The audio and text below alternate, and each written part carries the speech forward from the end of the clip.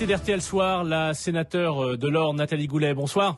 Bonsoir. Vous êtes rapporteur d'une mission d'information sur le financement des lieux de culte musulmans et c'est vrai que depuis une semaine, depuis l'assassinat du père Hamel, on entend plusieurs responsables politiques évoquer des pistes diverses pour réformer l'organisation de l'islam de France, plus précisément son financement.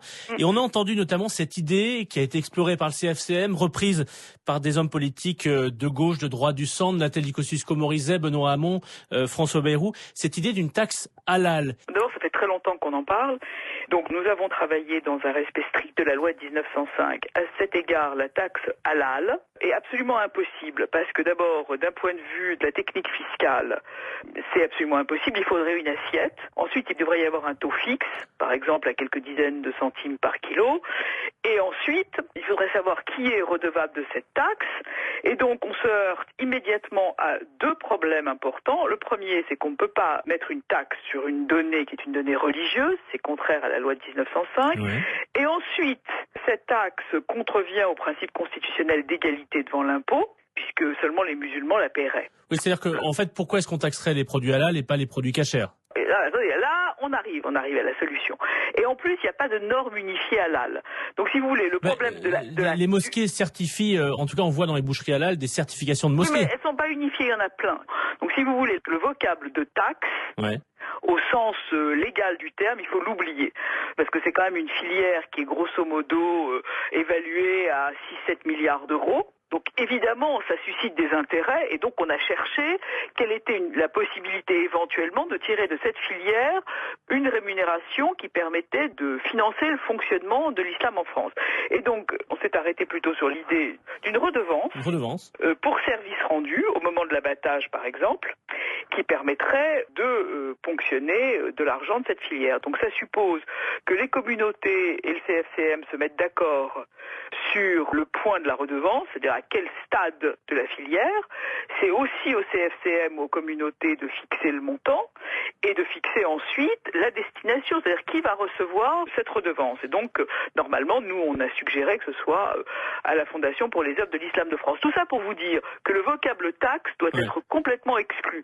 En revanche, que la communauté, que les communautés, que le CFCM décide lui-même d'une taxe qui lui bénéficierait via la Fondation pour les œuvres de l'Islam de France, puisqu'on est dans une démarche de totale transparence, ça c'est envisageable dans notre rapport. Oui. Donc si ça ne passe pas par l'État ou par des autorités publiques. Ça ne peut pas passer par l'État, ça ne peut pas passer par les autorités publiques. Pour qu'on comprenne bien les sommes en question, vous parliez de 6-7 milliards d'euros du marché du halal. Nathalie Kosciusko-Morizet, qui défend cette idée depuis plusieurs mois, cette réflexion en tout cas, dit si on met une taxe à 1%, ça fait donc 60 millions d'euros collectés pour financer l'islam de France. Est-ce que c'est ce niveau de financement dont on a besoin pour financer à la fois les mosquées, les murs, et aussi les imams aujourd'hui?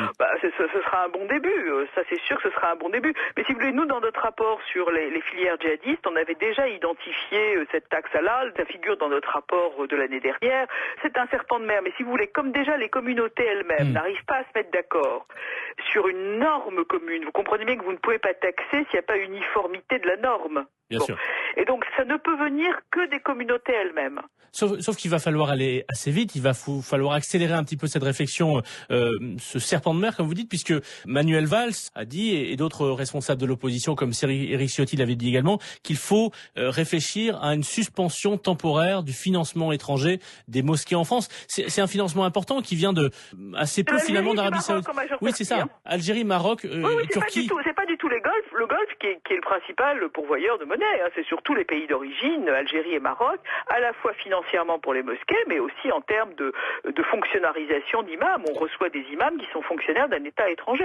Et moi, je trouve que ça, c'est beaucoup plus compliqué que le financement. Qui sont détachés en France, quelques centaines. Il reste 300 et des poussières, 315, avec les 14 d'Arabie Saoudite, qui restent fonctionnaires de l'État d'origine. Et qui sont basés dans des mosquées en France, ils répondent donc directement, puisqu'ils sont payés par une puissance étrangère, ils répondent donc directement à l'étranger. Absolument. Et puis en plus, il y a les établissements scolaires aussi.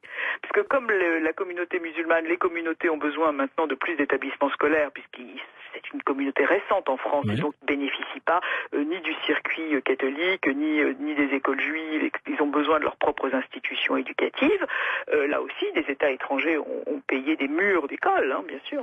Cette idée qui a été évoquée dans la presse la semaine dernière, qui a rejeté le gouvernement, d'un nouveau concordat finalement, c'est-à-dire d'un accord entre l'islam et le gouvernement sur le mode de celui qui existe en Alsace-Moselle, par exemple, avec les cultes chrétiens. Est-ce que c'est une idée qui doit être écartée automatiquement au nom de la laïcité? De toute façon, le Conseil constitutionnel s'est déjà prononcé plusieurs fois pour l'impossibilité d'étendre le concordat. Vous avez rappelé très justement que l'islam n'est pas une religion concordataire, donc c'est pas la peine d'aller me chercher de mettre à Strasbourg des choses qui pourraient être ailleurs. Et c'est une violation évidemment de la laïcité. Parce que concordat, ça voudrait dire financement public du culte. Oui.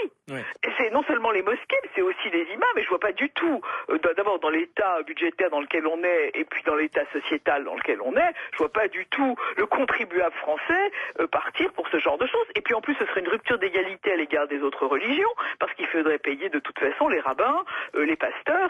Donc si vous voulez, c'est une espèce de foire aux propositions, etc., qui ont absolument pas de support technique et législatif. C'est pas raisonnable. En tout cas, c'est plus clair. Merci à vous, Nathalie Goulet. Vous représentez le très beau département de l'Orne au Sénat. Bonne soirée. Bonne soirée. Au revoir.